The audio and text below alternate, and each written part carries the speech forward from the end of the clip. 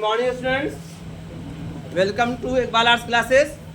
आज मैं आप लोगों के सामने मुगल दरबार की स्टोरी बताने जा रहा हूँ। मुगल दरबार में बहुत सारे शासक आए, उसमें से जो सबसे पहले नंबर पे तो कौन थे?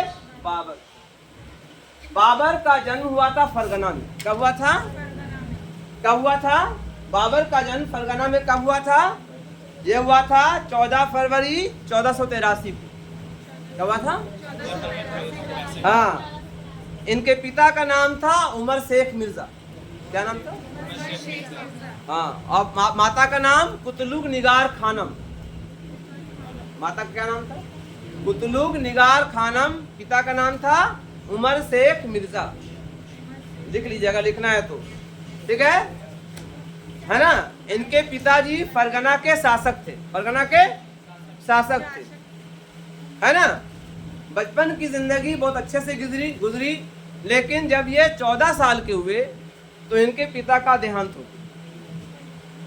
उसके बाद जो है दुश्मनों ने इन्हें हमेशा तंग किया।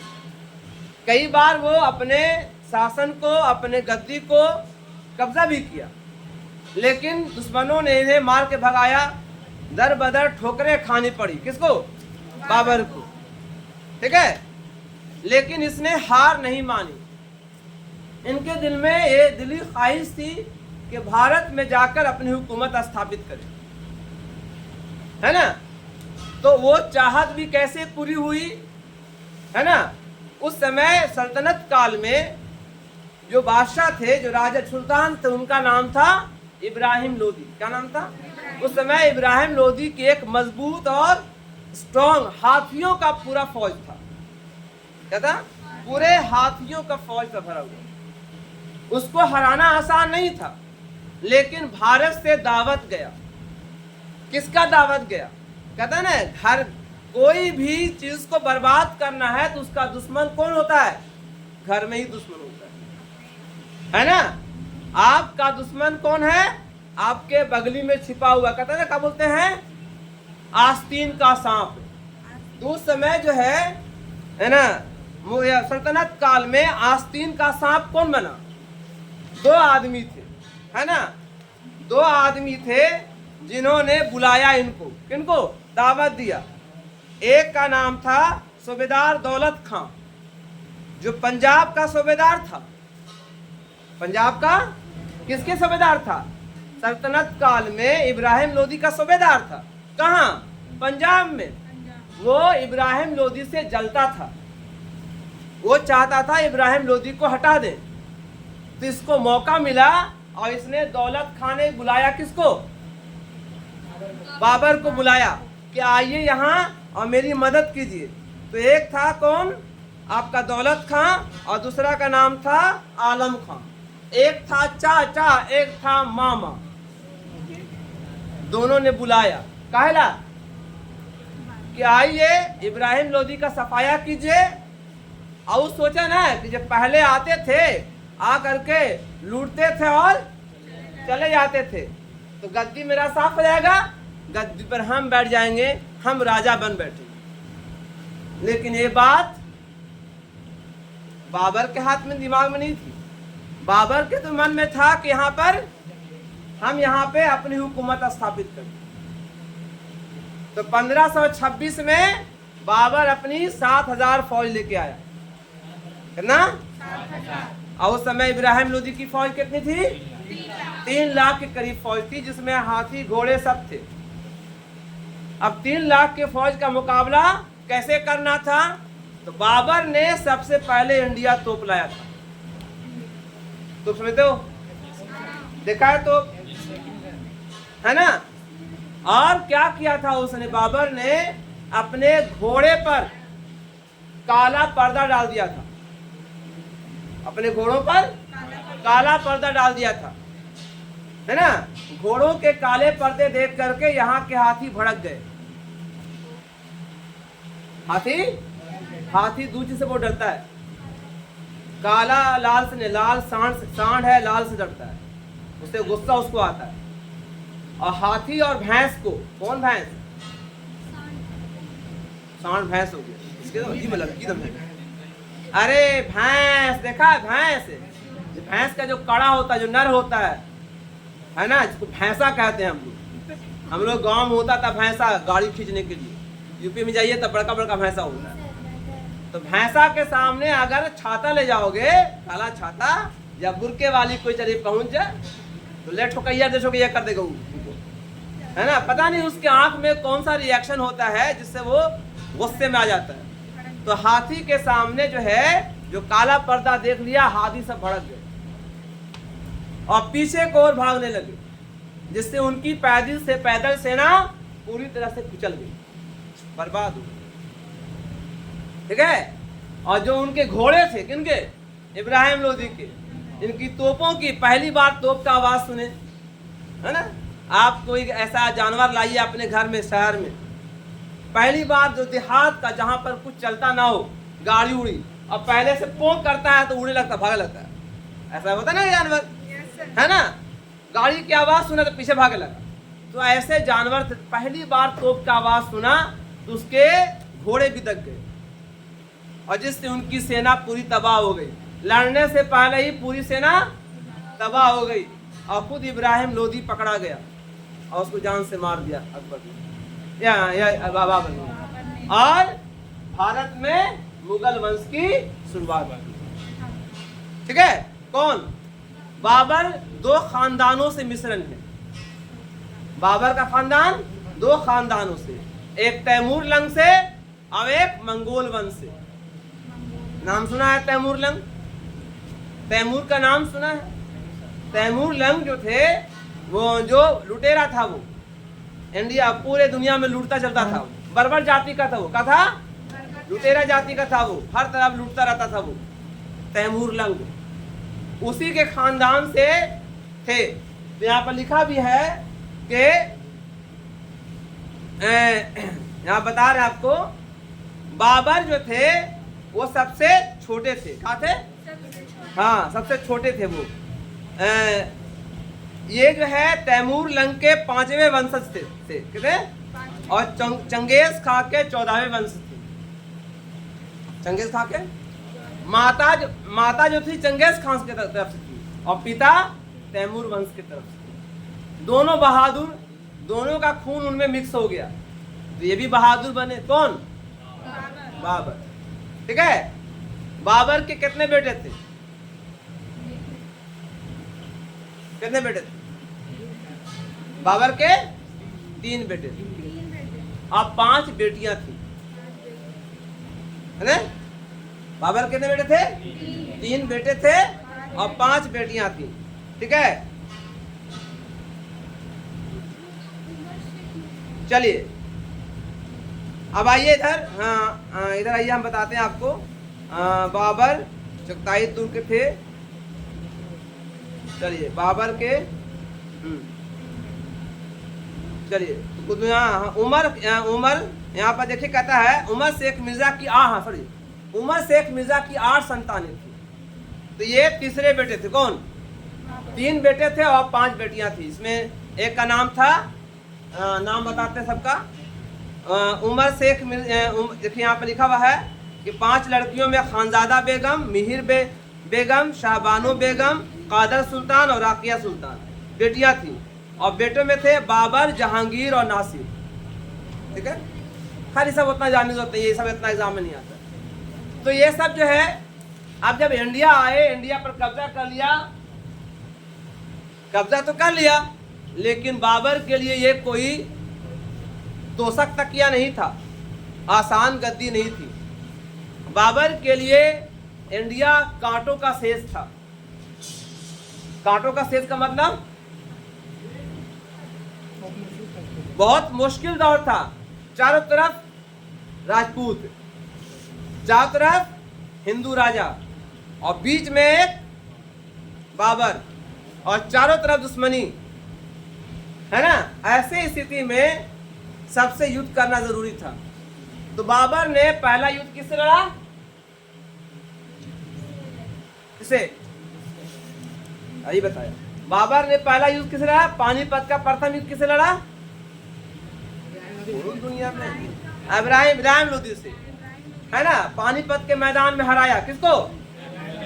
उसके बाद 1527 में युद्ध लड़ा किससे? 1527 में एक युद्ध लड़ा लगातार, दूसरा युद्ध लड़ा उसने 1527 में, है ना, खानवा का युद्ध। किसको हराया था?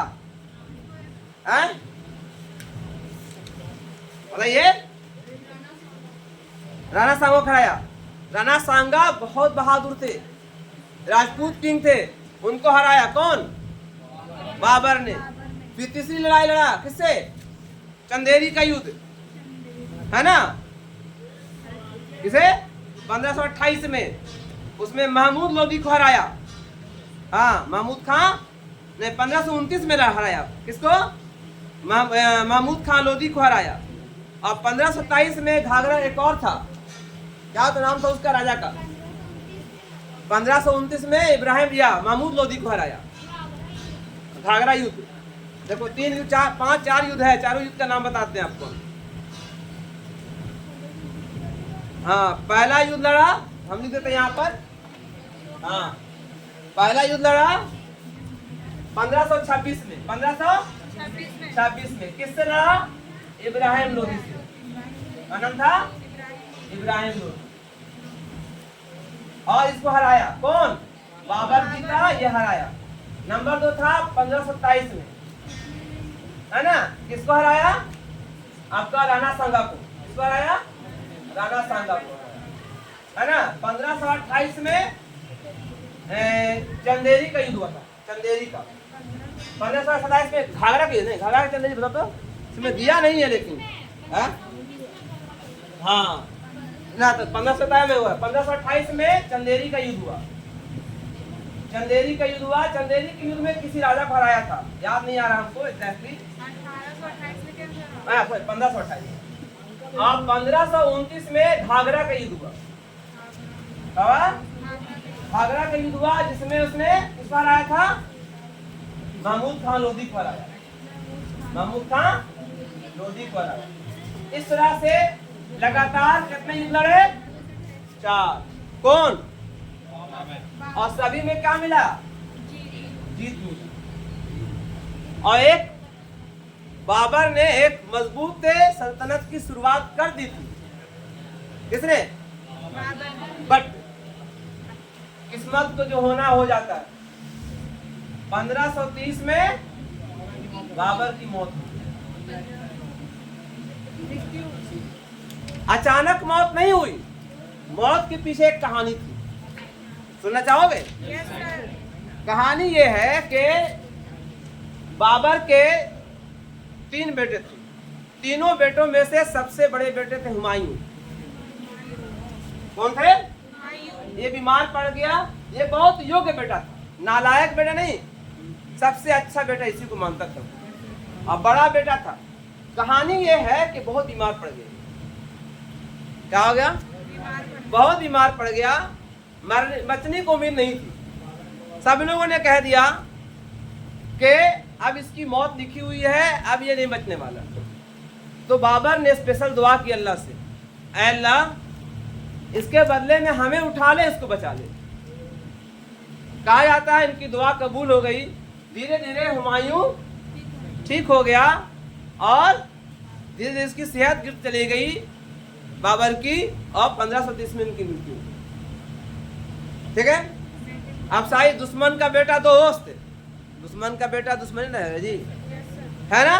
तो सवाल ये है कि बाबर की मौत तो हो गई, अब सवाल है कि मुगल वंश को फिर से मजबूत करना, स्टेबल करना आसान, क्योंकि चारों तरफ दुश्मन थे, है ना। अब जिसको एक मर्तबा हरा दिया तो दुश्मन बनेगा ना, है। तो हर तरफ विद्रोह और युद्ध की संभावनाएं थी। ऐसी स्थिति में हुमायूं ने 1530 से 1540 तक हुकूमत की, चारों तरफ दुश्मन। ठीक है, ठीक है, क्लियर हो रहा है, समझ आया? अब हुमायूं के बारे में थोड़ा जान ले हम लोग कि हुमायूं का वास्तविक नाम क्या था। मुहिद्दीन मोहम्मद हुमायूं का नाम था पूरा, मुहिद्दीन मोहम्मद हुमायूं। हुमायूं का पूरा नाम था, क्या था? ठीक है। ये बाबर का सबसे बड़ा पुत्र था, सबसे बड़ा ज्येष्ठ पुत्र कहते हैं इसको, है ना। इसका जन्म काबुल में हुआ था 6 मार्च 1518 को। इनके माता का नाम था महिम सुल्ताना, यानी माँ का नाम क्या था? महिम सुल्ताना।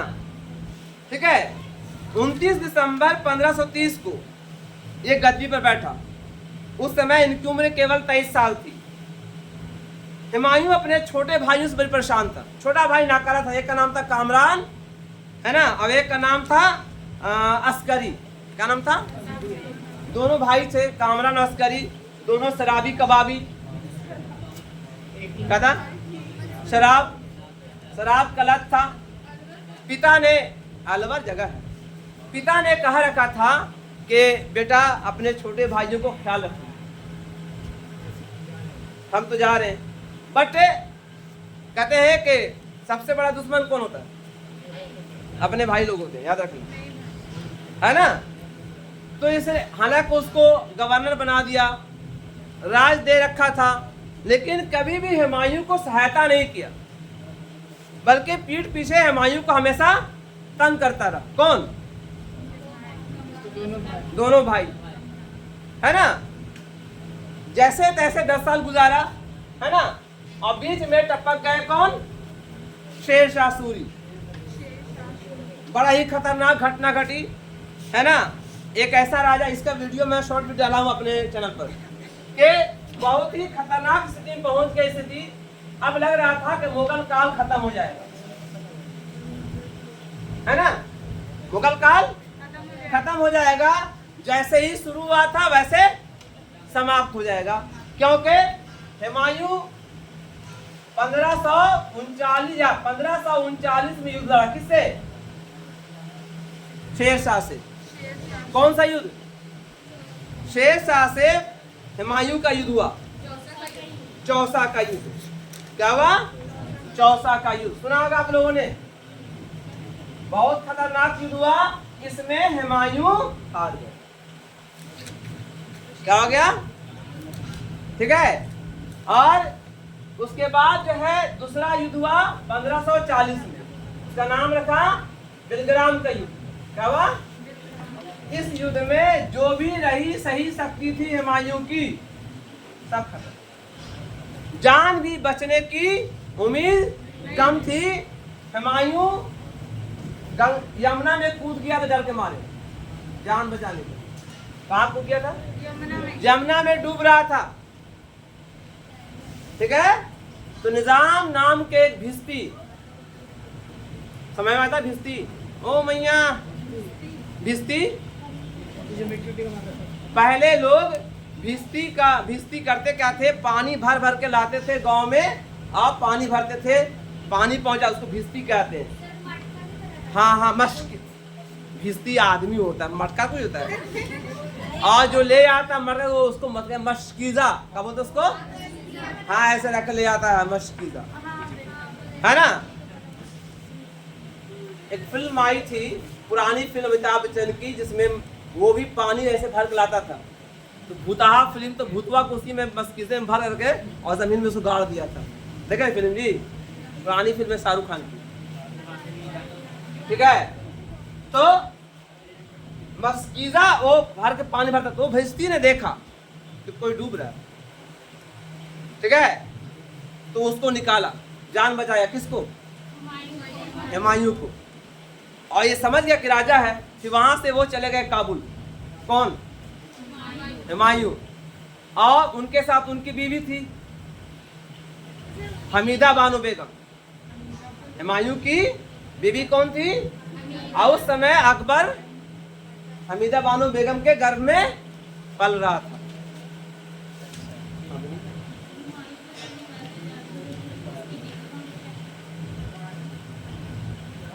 बीवी भी साथ युद्ध लड़ रही थी का? बीवी कहीं होगी ना? है? तो अपनी बीवी को लेकर कहां चला गया वो? काबुल नहीं गया, गया ये राजस्थान, राणा विरसाल के महल में गया। राजपूत था और वो पक्का दोस्त था। किसका? हुमायूं का। ठीक है। मुगलों में और राजपूत में आज जो लोग बोलते हैं ना, अरे उन लोगों में गहरी दोस्ती रही है। एक इशू हल लेता है किसके बारे में? राणा प्रताप। अरे उनमें गहरी दोस्ती रहती थी, ऐसा बात नहीं है। तो राणा विशाल के महल में गए। राणा विशाल से बोला कि अब हमारी स्थिति अच्छी नहीं है, तुम हमीदा को अपने पास रखो। बोला आप आराम से जाइए काबुल, आप अपने सेना को ऑर्गेनाइज कीजिए। हमीदा मेरी बहन है, मैं इसे अपने बहन की तरह रखूंगा। तो राणा विशाल के महल में हमीदा रही। कौन हमीदा? नादरा निमाली, हुमायूं की पत्नी। और वही राणा विशाल के महल में इतवार का दिन था। इतवार का और कौन सा दिन था? तारीख संडे का दिन। बड़ी छुट्टी से पैदा हुआ था ये अकबर। 14 फरवरी को, 14 फरवरी क्या होता है?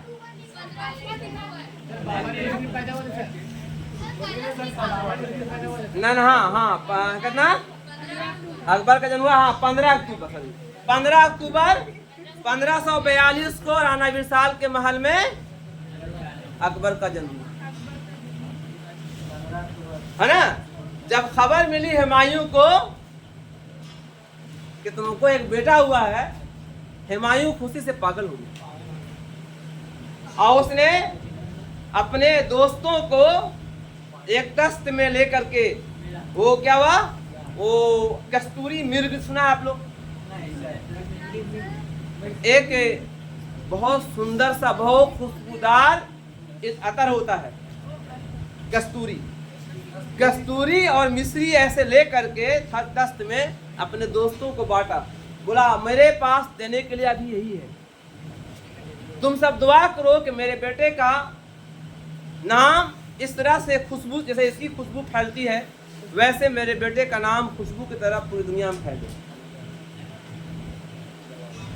आज देखिए अकबर, ठीक है।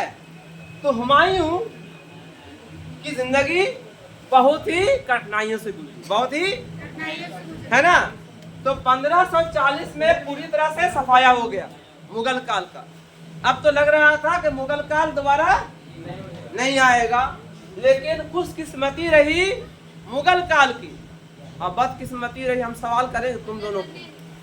बहुत तुम लोग देख रहे हैं, हमारा आँखियां नहीं है, हमारा पीछे भी आँख है। तो हम देख रहे हैं आप लोगों को कौन कौन क्या ध्यान दे रहा है, कहां पर आपका ध्यान हम देख रहे हैं। थपड़िया देंगे, मारेंगे एकदम सही से, ठीक है। तो 1540 से लेके 1545 तक शेरशाह ने हुकूमत की। खुशकिस्मती रही किसकी? मुगल की, और बदकिस्मती रही सूरी वंश की, है ना। 1545 में शेरशाह की मृत्यु हो गई, कालिंजर के बारूद खाने में आग लग गई जिससे इनकी मृत्यु हो गई। देखिए 5 साल की हुकूमत शेरशाह के लिए बहुत इंपॉर्टेंट रहा। ये पहला शासक था जो पूरे हिंदुस्तान की पूरी कानून व्यवस्था, पूरी शासन व्यवस्था बदल डाली। चांदी के सिक्के जारी किए, रुपया जिसका नाम दिया गया, कर प्रणाली को बहुत आसान कर दिया था उन्होंने, ठीक है। 2 तरह कर प्रणाली लगाया था, जरीवाना और महिलसाना, ठीक है। पूरे खेतों की पैमाइश कराई और उसके बाद सिंचाई के जाल बिछा दिया, सिंचाई के नहरों का जाल बिछा दिया। कृषि पर खासा जोर दिया था। आवागमन के साधनों के लिए उन्हें जीटी रोड बनाया, कहां से लेकर कहां तक? कलकत्ता से लेकर के पेशावर तक। कहां है पेशावर जी? हमारा ससुराल पेशावर। कहाँ है पेशावर जी? हाँ वो कौन है? इस्लामगंज की पहाड़िया के बगल से।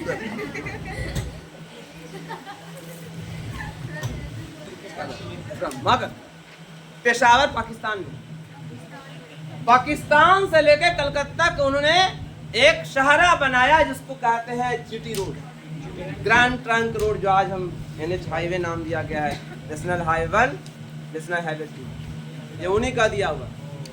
ठीक है, जगह जगह रास्ता, हाँ सीमेंट से बनाया गया, हाँ अंबुजा सीमेंट। कौन सीमेंट है? इसका मतलब तुम मेरे वीडियो नहीं देखते। खान साहब करो, खान साहब को जा, खान साहब के जा पढ़ो, जाओ ना। जब यहाँ नहीं पढ़ो वहां का पढ़ोगे? का पढ़ाई करो जानते हैं, ठीक है। तो जगह जगह उन्होंने पेड़ लगवाए, है ना, विश्रामालय बनवाए, कुएं खुदवाए, अस्पताल बनवाए, अस्पतालों में फ्री जो है इलाज की मुहैया कराई। समझे? शेरशाह सूरी का लिखवा देंगे, बहुत सारे काम है। एग्जामिनेशन में कभी कभी आ जाता है शेरशाह सूरी पे 5 नंबर लिखने के लिए, शेरशाह सूरी पर। तो शेरशाह सूरी की मौत हो गई, उसके बाद जो है जो इनके वंशज आए, सूरी वंश के, जो उनके बेटा बेटी सब आपस में लड़ बैठे। अबे आपस में लड़ बैठे और आखिरकार 1555 में मछीवाड़ा का युद्ध हुआ। मछीवाड़ा का युद्ध हुआ, मछीवाड़ा में युद्ध हुआ जिसमें हुमायूं ने बुरी तरह से हरा दिया सूरी वंश के अंतिम राजा को, और सूरी वंश का एंड हो गया 15 साल में खत्म, ठीक है। और फिर से मुगल वंश की शुरुआत हुई 1555 से 1556 तक रही। 56 में लाइब्रेरी की सीढ़ियों से गिरने से दीने पनाह, जिसको हम लोग बोलते हैं पुराना किला, दिल्ली गए हो? दिल्ली अगर गए होंगे तो वहां पुराना किला है जिसको दीने पनाह कहा जाता है। वहां लाइब्रेरी की सीढ़ियों से उतर रहे थे, पैर फिसला, नीचे गिरे, सर पे चोट लगी, इनकी मृत्यु हुई। किनकी? इसलिए लेन पोल एक इतिहासकार वो कहते हैं हुमायूं जीवन भर लड़खड़ाता रहा और लड़खड़ा कर गिर के मर गया। जिंदगी में लड़खड़ाया ना जी, कभी भी आराम से नहीं बैठा, आराम से गद्दी नहीं किया, हुकूमत नहीं किया। शुरुआत में भाई लोग तंग किए, उसके बाद अगल बगल के पड़ोसी राजाओं ने तंग किया, फिर शेरशाह ने घर से निकाल दिया उसको, एकदम दखल या सत्ता से बेदखल कर दिया, मरने के करीब हो गए तो, है ना। उसके बाद जो है ना, बहुत सारे सामाजिक समस्याओं का सामना करना पड़ गया, काबुल भागना पड़ गया, ठीक है, जहां अपनी सेना फिर से ऑर्गेनाइज की और फिर से मछीवाड़ा के युद्ध में हराया, ठीक है। तो हम सूरी वंश के लिए स्पेशल से अलग से वीडियो बनाएंगे, टेंशन मत लीजिएगा, है ना, वो अलग से सूरी वंश का रहेगा, ठीक है। हम मुगल वंश की सी बात कर रहे हैं, क्लियर हो गया। तो मैंने पहला बताया किसके बारे में? बाबर के बारे में। दूसरा किसके बारे में बताया? हुमायूं के बारे में। क्लियर? कोई प्रॉब्लम? हुमायूं की पैदाइश कहाँ हुई थी? काबुल में हुई। हुमायूं कितने भाई थे? 3 भाई थे। कौन कौन? हुमायूं, कामरान और अस्करी। दोनों भाई का कौन था? शराबी था, अच्छा आदमी नहीं था, अपने भाई को कभी मदद नहीं करता था, जिसके कारण उसको हमेशा मुसीबतों का सामना करना पड़ गया, है ना। ऐसे में और सबसे बड़ा मुसीबत कौन बन गया? शेरशाह सूरी, है ना। अब ये शेरशाह सूरी कौन थे, इसकी पूरी कहानी मैं एक स्पेशल वीडियो बना के भेज दूंगा, आप लोग देख लीजिए, ठीक है। अब आइए, अगला जो है शासक कौन हमारे सामने है? अकबर तक पढ़ाएंगे, उसके बाद हम क्लास ऑफ करेंगे, ठीक है। Akbar the great. दुनिया में कहा जाता है कि 4 राजा हैं जिसको दी ग्रेट खिताब मिला। एक है अलेक्जेंडर दी ग्रेट, न 3 ही है, Alexander the great, Ashoka the great और अकबर दी ग्रेट, है ना। अकबर दी ग्रेट कहा गया। अकबर एक राष्ट्रीय शासक कहा जाता है अकबर को, क्या? अब क्या हुआ कि अकबर के गद्दी पर बैठने का समय बहुत पहले आ गया।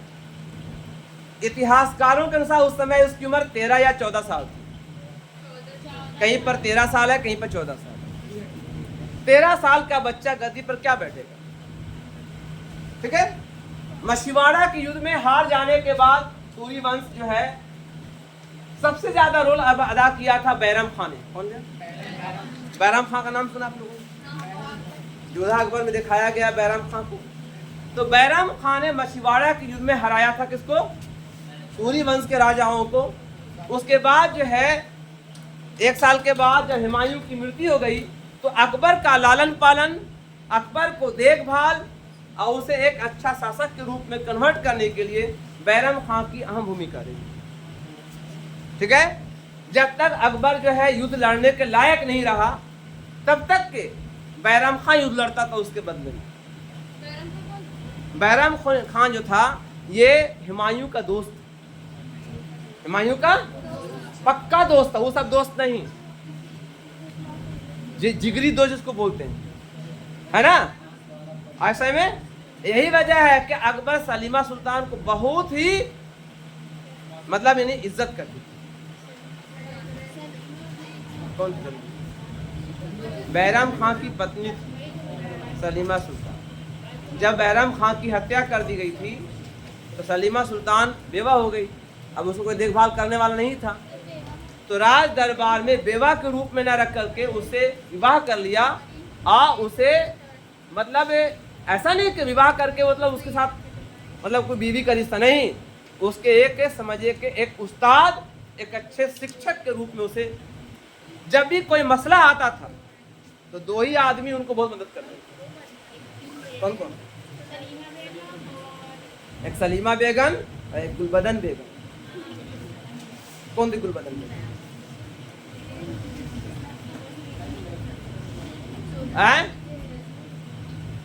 गुलबदन बेगम कौन थी? फूफी। कौन थी? किसकी फूफी? हुमायूं की बहन थी। हुमायूं की बहन थी। उसी ने किताब लिखा था हुमायूं नाम। अकबर ने कहा कि अपने मेरे अब्बू पर किताब लिखिए हुमायूं नाम। ठीक है, ऐसे में और इनकी फूफी का जो विवाह हुआ था, हाँ, बहुत बड़े या वो वित्त मंत्री थे अकबर के ज़माने में। हाँ, जब उनकी मृत्यु हो गई, फाइनेंस मिनिस्टर जब मर गए वो, तब बनाया गया था इनको राजा टोडरमल को। उसके बाद ठीक है, अब आइए, तो अकबर का जन्म कब हुआ? 15 अक्टूबर 1542 को। कहाँ हुआ था? राणा गिरसाल के महल में, है ना। अकबर के माँ का नाम हमीदा बानो बेगम, है ना।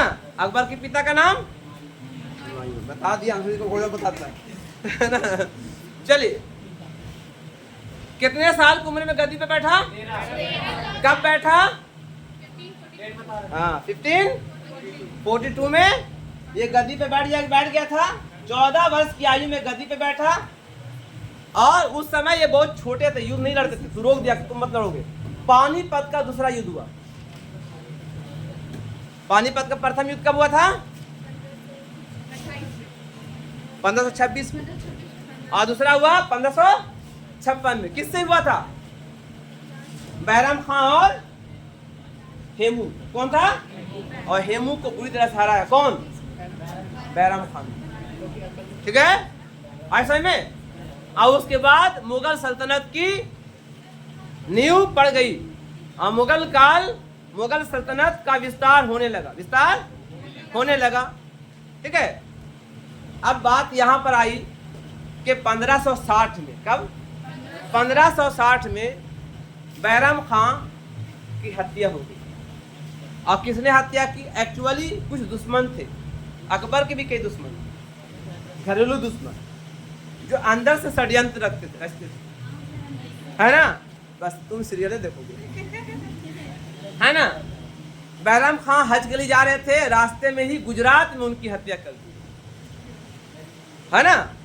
उसके बाद जो है अकबर किसके प्रभाव में आ गया? महामंगा। अरे वाह, बड़की महामंगा ये भी है।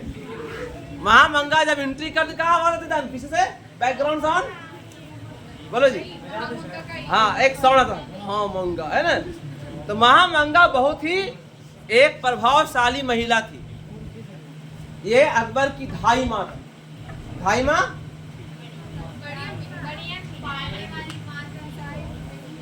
रजाई माँ, दूध पिलाने वाली माँ। पहले बड़ी अम्मी तो बोलबे करती थी, लेकिन जब बचपन में अपना दूध पिलाया, उनको पाल पोस के बड़ा किया, है ना, ऐसे में अंतिम दिनों में जो जब उसका जो अधम खां था, उसका जो बेटा था, षड्यंत्र किया था। आदम खां कैसे मारा था उसने अकबर ने? आदम खान नाम है, अधम खान नाम उसका है। मैं तुम्हें सीरियल में देख करके अधम खान नाम उसका पूरा है। आदम खां किए हुए हैं तुम लोग, हमें सुना आदम खां, मुझे असल नाम है अधम खां, है ना। 3 मरतबा बिल्डिंग से गिराया था, धाम धाम। हाँ, पहला बार गिराया, नहीं मरा, फिर ले गया ऊपर से, पंचमहल से गिराया था। षड्यंत्र किया था ना, मारने का प्रयास किया था, और इसमें उसकी माँ भी शामिल थी। तो माँ ने कहा, दिलासा कहा, तो आप मेरी मुझको पाली हैं, लेकिन अब कुछ नहीं करेंगे, आपको जेल में डाल देंगे, जेल में डाल देंगे। चूंकि राज बड़ा है, आप बड़े नहीं, आप कितने बड़े मेरे पोस्ट पाला के, कोई बात नहीं। तो 1960 से 1560 से लेकर 1562 तक अकबर किसके प्रभाव में रहे? महामंगा के प्रभाव में रहे। इस अवस्था को बोला जाता है पेटीकोट शासन या पर्दा शासन। एग्जाम में कभी कभी आता है पेटीकोट शासन क्या है, क्या बोलेगा ये लड़के, क्या बोला जाता है? पेटीकोट शासन क्या है, क्या बोलिएगा? 1560 से लेके 1562 तक अकबर महामंगा के प्रभाव में रहा, इसको नाम दिया गया पेटीकोट शासन।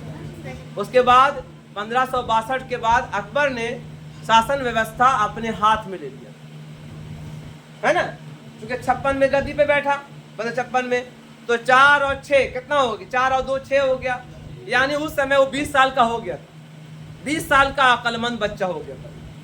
अब शासन अपने पक्ष में करने लगा, अपने हिसाब से करने लगा, है ना, युद्ध लड़ने लगा। जितने भी युद्ध लड़ता था सभी युद्धों में विजय प्राप्त होता था। अकबर का सबसे महत्वपूर्ण विजय कौन था? सबसे इंपॉर्टेंट युद्ध कौन था? हल्दी घाटी का युद्ध। ये कब हुआ था? 1576 में हल्दी घाटी का युद्ध हुआ।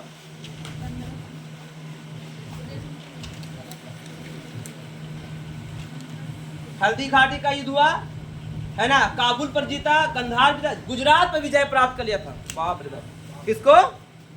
गुजरात का राजा बहुत बहादुर था। उस समय गुजरात में, है ना, एक राजा हुकूमत, वो सल्तनत काल का नहीं था, वो गुजरात का मुसलमान राजा था, ठीक है। तो उसको हराया। गुजरात में विजय प्राप्त करने के बाद राजा को जो विजय मिला, तो उसके बाद उसने फतेहपुर सीकरी में बुलंद दरवाजा बनाया था।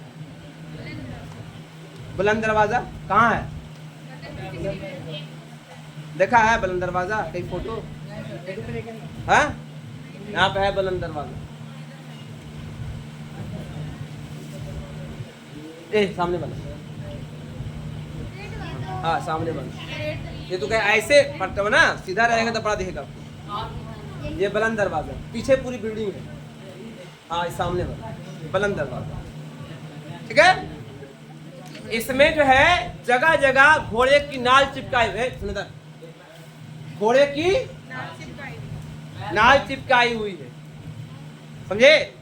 200 मीटर ऊंचा लगभग है ये, यानी समझिए कि 200 मीटर का मतलब कम से कम समझिए कि 50 मंजिला बिल्डिंग के बराबर है, बहुत ऊंचा। ऐसे ऐसे देखना पड़ता है, देखे हम चला रहा